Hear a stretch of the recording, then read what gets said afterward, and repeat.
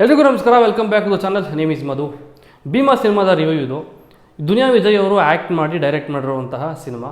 ಇದು ಎರಡನೇ ಸಿನಿಮಾ ಅವ್ರದ್ದು. ಮೊದಲನೇ ಸಿನಿಮಾ ನಿಮಗೆಲ್ಲ ಗೊತ್ತಿರೋ ಹಾಗೆ ಸಲಗ. ಈ ಸಿನಿಮಾದ ಕ್ಲೈಮ್ಯಾಕ್ಸಲ್ಲಿ ಒಬ್ಬರು ಬರ್ತಾರೆ, ವಿಶೇಷವಾದ ವ್ಯಕ್ತಿ. ಯಾರು ಅಂತ ಸಿನಿಮಾ ನೋಡಿರೋರಿದ್ದರೆ ಇಂಡೈರೆಕ್ಟಾಗಿ ತಿಳಿಸಿ, ಓಕೆ? ಡೈರೆಕ್ಟಾಗಿ ತಿಳ್ಸಕ್ಕೆ ಹೋಗ್ಬೇಡಿ, ಸಿನಿಮಾದ ಕತೆ ಬಿಟ್ಕೊಟ್ಟಂಗೆ ಆಗುತ್ತೆ, ಓಕೆನಾ? ಇದು ಬರೀ ಸಿನಿಮಾ ಅಲ್ಲ ಗುರು. ನನ್ನ ಕೇಳಿದ್ರೆ ದೊಡ್ಡ ದೊಡ್ಡ ಹೀರೋಗಳು ಲೈಕ್ ದರ್ಶನ್ ಸರ್ ಆಗಿರ್ಬೋದು, ಅದರ ನೆಕ್ಸ್ಟು ನಮ್ಮ ದುನಿಯಾ ವಿಜಯ್ ಸರ್ ಆಗಿರ್ಬೋದು.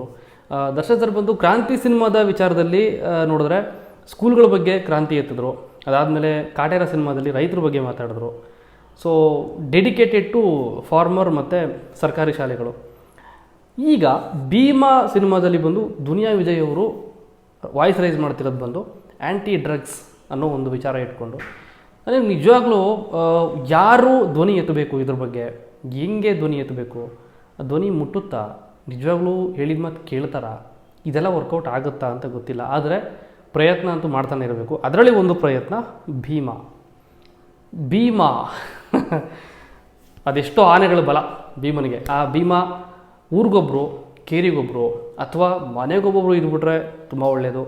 ಯಾಕೆ ಅಂತಂದರೆ ಡ್ರಗ್ಸ್ ಏನು ನಾವೆಲ್ಲ ಇತ್ತೀಚೆಗೆ ನೋಡ್ತಾ ಇರ್ತೀವಿ. ಅವ್ರು ಅರೆಸ್ಟ್ ಆದರು, ಇವ್ರು ಅರೆಸ್ಟ್ ಆದರು, ಆ ದೇಶದಲ್ಲಿ ಅಷ್ಟು ಕೆ ಜಿ, ಈ ದೇಶದಲ್ಲಿ ಇಷ್ಟು ಕೆ ಜಿ ವಶಪಡಿಸ್ಕೊಂಡ್ರು, ಇಷ್ಟು ಕೋಟಿ ಮೌಲ್ಯ ಇರುವಂಥ ಡ್ರಗ್ಸ್ನ ವಶಪಡಿಸ್ಕೊಂಡ್ರು, ಪೊಲೀಸ್ ಕೇಸ್ ಹಾಕಿದ್ರು, ಇದೆಲ್ಲ ನೋಡ್ತಾ ಇರ್ತೀವಿ. ಇದನ್ನೆಲ್ಲ ಮೀರಿ ನಿಂತಂಥವನು ಭೀಮಾ. ಇದರಲ್ಲಿ ಒಂದು ಸ್ಟಾರ್ ಕ್ಯಾಸ್ಟಿಂಗ್ ಬಗ್ಗೆ ಮಾತಾಡಬೇಕು ನಾನು. ಇದರಲ್ಲಿ ಜಾಸ್ತಿ ಸ್ಟಾರ್ಗಳೇನು ಏನೂ ಇಲ್ಲ. ಸ್ಟಾರ್ ಅಂತಂದರೆ ನಮ್ಮ ದುನಿಯಾ ವಿಜಯ್ ಸರ್ ಅವರೊಬ್ಬರೇ ದೊಡ್ಡ ಸ್ಟಾರ್ ಇದರಲ್ಲಿ. ಮತ್ತು ಅವ್ರು ಇಟ್ಕೊಂಡಿದ್ರಲ್ಲ ಸಿನಿಮಾದ ಹೆಸರು ಭೀಮಾ ಅಂತ, ಆ ಭೀಮಾ ಅನ್ನೋ ಒಂದು ಹೆಸರು ಅವ್ರಿಗಿಂತ ದೊಡ್ಡ ಸ್ಟಾರ್ ಅಂತ ಹೇಳೋಕ್ಕೆ ಇಷ್ಟಪಡ್ತೀನಿ. ಯಾಕೆಂತಂದರೆ ಆ ಕ್ಯಾರೆಕ್ಟರ್ ಮಾಡುವಂಥ ಕೆಲಸಗಳು ಹಂಗಿರ್ತವೆ ಸಿನಿಮಾದಲ್ಲಿ. ಅದನ್ನು ಬಿಟ್ಟರೆ ಹೊಸಬರಿಗೆ ಅವಕಾಶ ಕೊಡೋದ್ರಲ್ಲಿ, ಹೊಸಬರಿಗೆ ಸ್ಕ್ರೀನ್ ಸ್ಪೇಸ್ನ ಜಾಸ್ತಿ ಕೊಡೋದ್ರಲ್ಲಿ ನಮ್ಮ ವಿಜಯ್ ಸರ್ ಎತ್ತಿದ ಕೈ ಅಂತಲೇ ಹೇಳ್ಬೋದು. ಯಾವ ಸ್ಟಾರು ಮಾಡಲ್ಲ ಇದನ್ನು, ಸೀರಿಯಸ್ಲಿ ಯಾರೂ ಮಾಡಲ್ಲ. ಸಲಗಾದಲ್ಲಿ ಅಲ್ಲಲ್ಲಿ ಬಂದು ಹೋಗ್ತಾರೆ, ಆದರೆ ಅವ್ರ ಕ್ಯಾರೆಕ್ಟರ್ಗೆ ಅಷ್ಟು ವೆಯ್ಟ್ ಇರುತ್ತೆ, ಓಕೆನಾ? ಎಲ್ಲ ಕ್ಯಾರೆಕ್ಟರ್ಗಳು ಸೇರಿ ಯಾವ ವಿಷಯ ಮಾತಾಡ್ತಾರೆ ಅದೆಲ್ಲ ಕನೆಕ್ಟ್ ಆಗೋದು ಸಲಗ ಅನ್ನೋ ಒಂದು ಕ್ಯಾರೆಕ್ಟರ್ಗೆ, ಸಲಗ ಸಿನಿಮಾದಲ್ಲಿ. ಈ ಸಿನಿಮಾದಲ್ಲಿ ಭೀಮಾ ಅನ್ನೋ ಕ್ಯಾರೆಕ್ಟರ್ಗೆ, ಈ ಭೀಮಾ ಅನ್ನೋ ಸಿನಿಮಾದಲ್ಲಿ. ಸೊ ತಮ್ಮ ಅಪಿರಿಯನ್ಸ್ನ ಕಡಿಮೆ ಮಾಡಿಕೊಂಡು ಬೇರೆಯವ್ರ ಅಪಿಯರೆನ್ಸ್ನ ತುಂಬಾ ಜಾಸ್ತಿ ಮಾಡಿ ಸ್ಕ್ರೀನ್ ಸ್ಪೇಸ್ನ ಬೇರೆಯವ್ರಿಗೆ ಕೊಟ್ಟು ಹೊಸಬರಿಗೆ ಅವಕಾಶ ಕೊಡೋದ್ರಲ್ಲಿ ವಿಜಯ್ ಸರ್ ಫಸ್ಟ್ನೇವ್ರಾಗಿ ನಿಲ್ತಾರೆ ಅಂತ ಅನ್ಕೋತೀನಿ ನಾನು. ಆಡಿಷನ್ ಮಾಡಿರ್ತಾರೋ ಇಲ್ವೋ ಅದು ಬೇರೆ ವಿಚಾರ.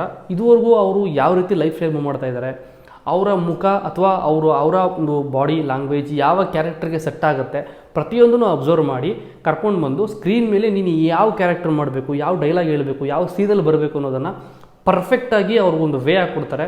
ಅದು ಅವ್ರಿಗೆ ಫ್ಯೂಚರ್ ಕಟ್ಕೊಡ್ಬೋದು ಅಥವಾ ಅಪ್ಕಮಿಂಗಲ್ಲಿ ಅವ್ರ ಕೆರಿಯರು ತುಂಬಾ ಮುಂದಕ್ಕೆ ಬರ್ಬೋದು. ಅದಕ್ಕೆಲ್ಲ ಕಾರಣ ಆದರೆ ಯಾರಾದರೂ ಒಬ್ರು ಇದ್ದಾರೆ ಅಂತಂದರೆ ಅದು ನಮ್ಮ ದುನಿಯಾ ವಿಜಯ್ ಅವರು.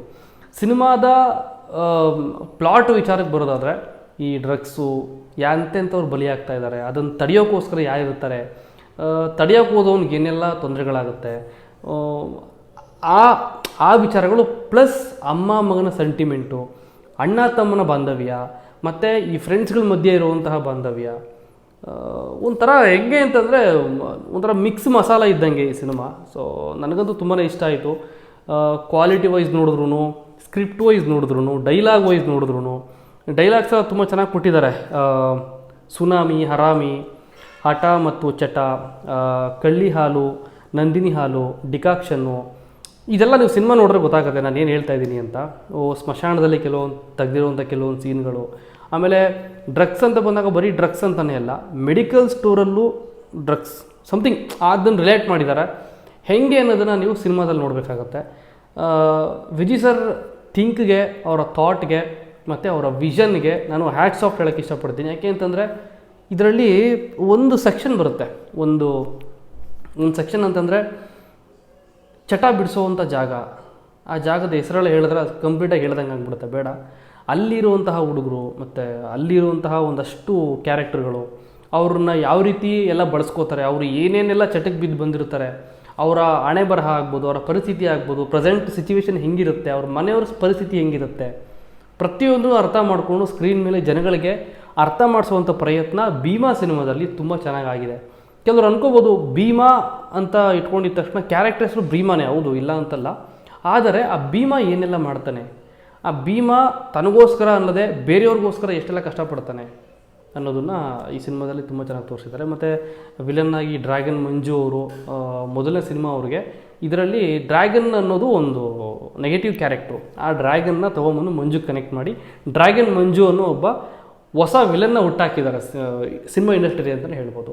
ಅದಾದಮೇಲೆ ಹೊಸ ಹೊಸ ಕ್ಯಾರೆಕ್ಟರ್ಗಳು ರೀಲ್ಸ್ ಮಾಡೋರು, ಟಿಕ್ಟಾಕ್ ಮಾಡ್ತಿದ್ದವರು ಮುಂಚೆ, ಟಿಕ್ಟಾಕ್ ಬ್ಯಾನ್ ಹಾಕಿದ್ದ ಮುಂಚೆ, ಆಮೇಲೆ ಸೋಷಿಯಲ್ ಮೀಡ್ಯಾದಲ್ಲಿ ಇರೋರು, ಯೂಟ್ಯೂಬರ್ಸು ಕೆಲವೊಬ್ರು ಇದ್ದಾರೆ, ಆಮೇಲೆ ಕೆಲವರು ಕಾಲೇಜ್ ಸ್ಟೂಡೆಂಟ್ಸು, ಅವ್ರನ್ನೆಲ್ಲ ಕರ್ಕೊಂಡು ಬಂದು ಈ ಸಿನಿಮಾನ ಜನಗಳಿಗೆ ತುಂಬ ಅರ್ಥ ಆಗೋ ರೀತಿಲಿ ತೋರಿಸಿದ್ದಾರೆ ಅಂತಲೇ ಹೇಳ್ಬೋದು. ಮತ್ತು ಈ ಹುಡುಗರು ಹುಡುಗಿರು ಯಾವ್ಯಾವ ರೀತಿ ಅದಕ್ಕೆ ಬಲಿ ಆಗ್ತಾರೆ, ಅದರಿಂದ ಎಲ್ಲೆಲ್ಲಿ ಗಂಟ ಎಫೆಕ್ಟ್ ಆಗ್ತಾ ಇದೆ, ಇದರಿಂದ ಯಾರ್ಯಾರು ಇರ್ತಾರೆ, ಪೊಲಿಟಿಕಲಿಂದ ಹಿಡಿದು ಡಾಕ್ಟ್ರುಗಳಿಂದ ಹಿಡಿದು, ಆಮೇಲೆ ಹೆಚ್ಚಾಗಿ ಸ್ಟೂಡೆಂಟ್ಸ್ ಎಲ್ಲ ಯಾಕೆ ಇದಕ್ಕೆ ಜಾಸ್ತಿ ಅಡಿಕ್ಟ್ ಆಗ್ತಾ ಇದ್ದಾರೆ, ಇದನ್ನೆಲ್ಲ ನೀಟಾಗಿ ಒಂದೊಂದೇ ಎಕ್ಕಿ ತೋರಿಸೋದು ಅಂತ ಹೇಳ್ತಾರಲ್ಲ, ಪ್ರತಿಯೊಂದು ವಿಷಯನೂ ಇನ್ ಡೆಪ್ತ್ ಆ್ಯಂಡ್ ಡೀಟೇಲಾಗಿ ಹೇಳಕ್ಕೆ ಹೋಗಿದ್ದಾರೆ.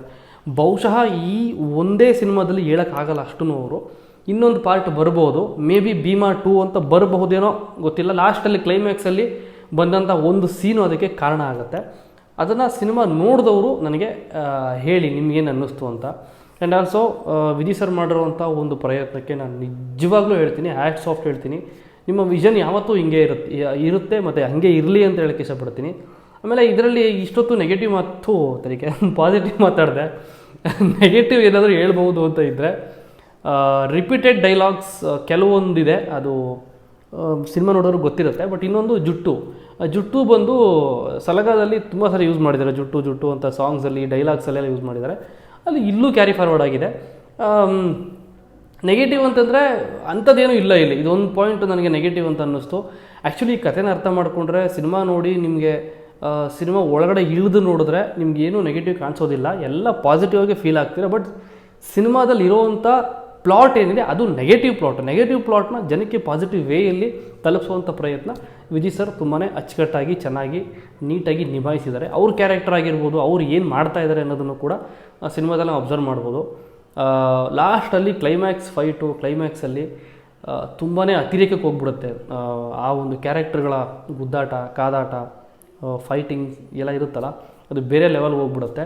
ನಾವು ಅನ್ಕೋತೀವಿ ಏನು ಇಷ್ಟೆಲ್ಲ ಇದೆಯಾ, ಹಿಂಗೆಲ್ಲ ಆಗ್ತಾಯಿದೆ, ಇದಕ್ಕೆ ಇವ್ನು ಕಾರಣ ಆಗಿರ್ತಾನೆ, ಅವನಿಂದ ಇನ್ನೊಬ್ಬ ಇರ್ತಾನೆ, ಫಾರಿನ್ನಿಂದ ಒಂದಷ್ಟು ಜನ ಬಂದಿರ್ತಾರೆ, ಇನ್ಯಾರ್ಯಾರೋ. ಸೀರಿಯಸ್ಲಿ ನಾನು ಹೇಳಿದ್ನಲ್ಲ, ಇದು ಬರೀ ರಿವ್ಯೂ ಅಲ್ಲ, ಇದು ಸಾಕಷ್ಟು ವಿಷಯ ಇದೆ.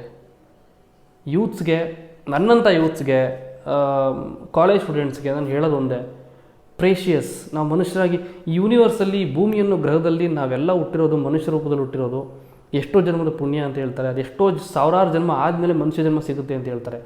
ಆ ಮನುಷ್ಯ ಜನ್ಮ ಮನುಷ್ಯನಾಗಿ ಬಾಳಬೇಕೇ ವಿನಃ ಸಿಕ್ಕಿರುವಂಥ ದೇಹಕ್ಕೆ ಬೇಡದೇ ಇರುವಂತಹ ಹೊಲಸನ್ನು ತುಂಬಿಕೊಂಡು, ಗಲೀಜನ್ನು ತುಂಬಿಕೊಂಡು, ಡ್ರಗ್ಸ್ ಅನ್ನೋದಕ್ಕೆ ನಾವು ದಾಸರಾಗಿ, ಮನೆಯವ್ರನ್ನೆಲ್ಲ ಕೇರ್ಲೆಸ್ ಮಾಡಿಕೊಂಡು, ಮನೆಯವ್ರ ಮುಂದೆನೇ ನಾವು ರಕ್ತ ಕಾರ್ಕೊಂಡು ಸಾಯುವಂಥ ಪರಿಸ್ಥಿತಿಗೆ ತಲುಪಿ, ಈ ರೀತಿಯೆಲ್ಲ ಆಗೋದನ್ನು ಬಿಟ್ಟು, ಸಿಕ್ಕಿರೋ ಒಂದು ಲೈಫ್ನ ಓದ್ಬಿಟ್ಟು ಕೈಲಾದಂಗೆ ಕೆಲಸ ಮಾಡಿ, ದೇವ್ರು ಕೊಟ್ಟಂತಹ ಒಂದು ಏನು ಲೈಫ್ ಇದೆ ಅದನ್ನು ಹಾಳು ಮಾಡಿಕೊಳ್ಳದೆ, ತುಂಬಾ ವ್ಯಾಲ್ಯೂಯಬಲ್ ಲೈಫಲ್ಲಿ ನಾವು ಇದ್ದೀವಿ, ಅದನ್ನು ಹಾಳು ಮಾಡ್ಕೋಬಾರ್ದು. ಇನ್ನೊಬ್ಬರಿಗೆ ಆದರೆ ಇನ್ಸ್ಪಿರೇಷನ್ ಆಗೋಣ, ಇಲ್ಲ ಅಂತಂದರೆ ಕೆಟ್ಟ ರೀತಿಯಲ್ಲಿ ಪ್ರಭಾವಗೊಳ್ಳದೆ ಒಳ್ಳೆ ರೀತಿಯಲ್ಲಿ ಪ್ರಭಾವಗೊಳ್ಳಬೇಕು.